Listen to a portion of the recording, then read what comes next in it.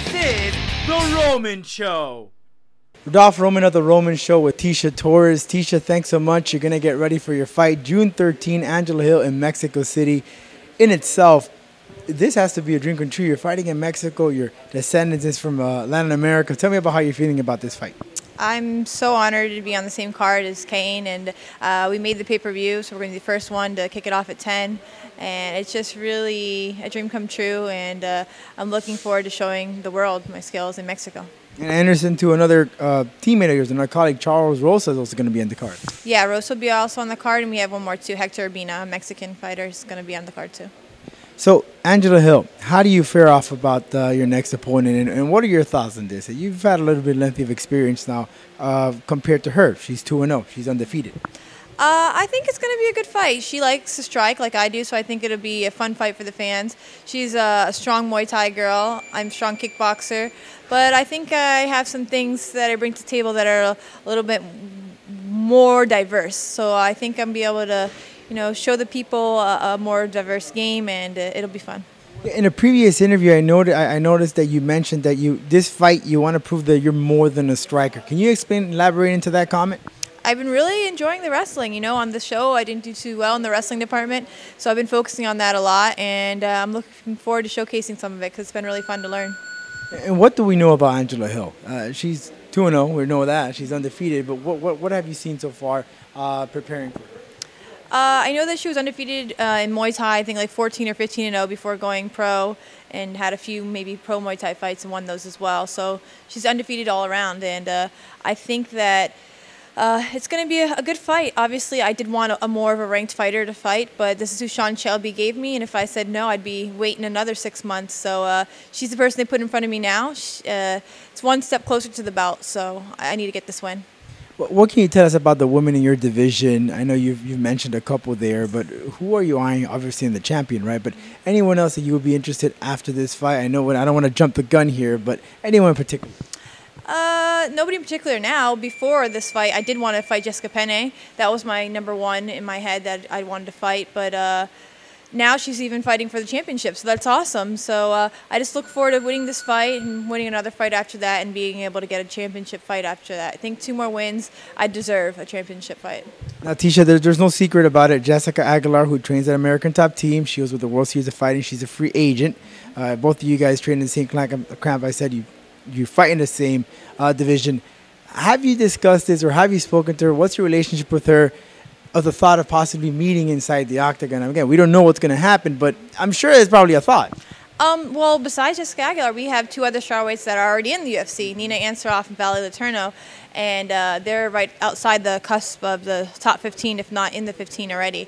So Jessica will just be added to, the game. We have some really good strawweights. She'd be the 4th one of strawweight going into UFC for our American Top Team. And, I idolize her. I looked up to her since I was outside of American Top Team. Now I get to train with her, and it's just really amazing. But as far as fighting each other, I don't think that any of us would come to the point of fighting each other unless it was for the belt. And at that point, it's just, we have the best girls in the world, and there can only be one. Hey, you mentioned about Jessica. She's a lot of women in the fight game look up to her because of her career, the people she has fought. She fought Megumi Fuji, who was a well-respected fighter, and she defeated her on 2 occasions. But what is the relationship with you and her? Do you seek to her for advice at times? Oh, yeah, for sure. She's been in the game a lot longer than I have, and any opportunity I have to train with her, I'm very grateful for, because just of the little tricks and things like that really does change your game. And she's a really good person inside and outside the cage, so it's great to be a teammate of hers as well as the other girls.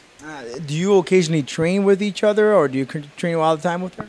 Not all the time, but we kind of all do our own thing at one point, but then we get together at certain points. But yeah, it just depends. Like sometimes somebody's injured, sometimes somebody is getting ready for a fight, sometimes someone's getting back for a fight, so it's all over the place. But besides us 4, we have many other amateurs and other professional fighters at the gym. So there's always a woman to train with, never a lack of it. Tecia, I want to get your opinion because we've heard about this injury bug, right? It affects all the fighters. And Dana White said about sparring, not to spar about 110%, trying to take it easy. What's your opinion on this? And do you spar at 110%? take me into your training, and what are some of the things that you use to be cautious to avoid injury, although sometimes you can't prevent it? Cautious, I use headgear. If we're going hard sparring, I always have headgear on. If it's a light sparring day, then I don't wear headgear. But on light sparring, it's definitely a light sparring. There's nothing thrown crazy or anything like that. Or if it's close to a fight, I always have a headgear on, no matter if it's light sparring or because you can get cut with something very simple. But I pretty much go pretty hard if it's a hard sparring, but I wouldn't say I go 110%. Especially if we're going with little gloves, it's a medium percentage. I'm not trying to kill anybody. I'm trying to learn and stay healthy from my fight camp.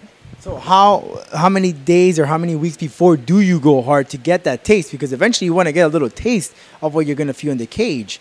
So how prepare maybe a few weeks, 2 weeks, a couple of days that you go full blown out so you could get that full experience? About 10 days out, I'd stop hard sparring. That would probably be my last hard sparring.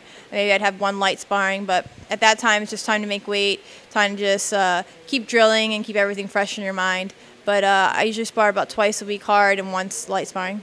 And I don't know if it's me, but when you read the news, Cain Velasquez, he's been hurt a couple of times.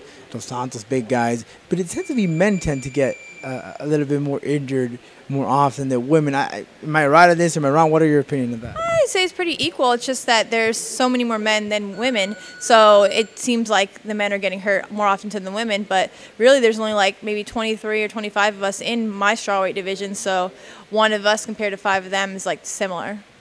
In your trip, you've been promoting the fight in Mexico and in other places. Have you get to see some of the women, the young Hispanic women?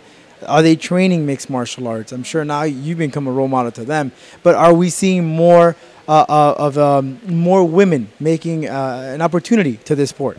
I definitely think the merge of women is coming up. And when I was in Mexico, I was able to meet a couple of girls who have begun training, and some are already professional like me, but they'd only been in the Mexican circuit. They haven't been outside. But there's some girls like Mexican Alexa Grasso and Irina Aldana from Invicta that are doing really well there. And it's only a matter of time before I think the UFC is going to pick them up. So I think that it definitely is expanding. And besides the Hispanic community, the European girls are doing really, really well with this Joanna champion. I can't really say her last name, so I'll just call her what she wants to be called.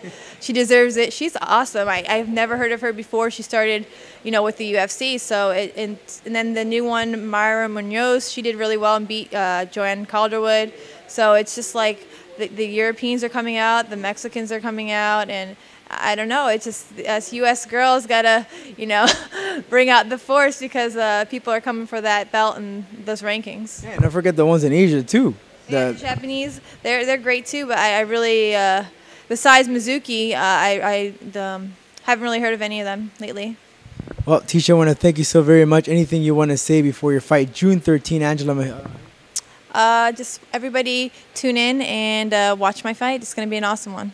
And I want to say that I interviewed Tecia way back. I think one of the conversations we had about you eating some ice cream prior to. Do you still do that every now and then? I still do that. You still manage to have the six-pack no matter what? Yeah, for sure. I got to get your genes somehow, some way. Tecia, thanks so very much. Good luck. Thanks. This is The Roman Show.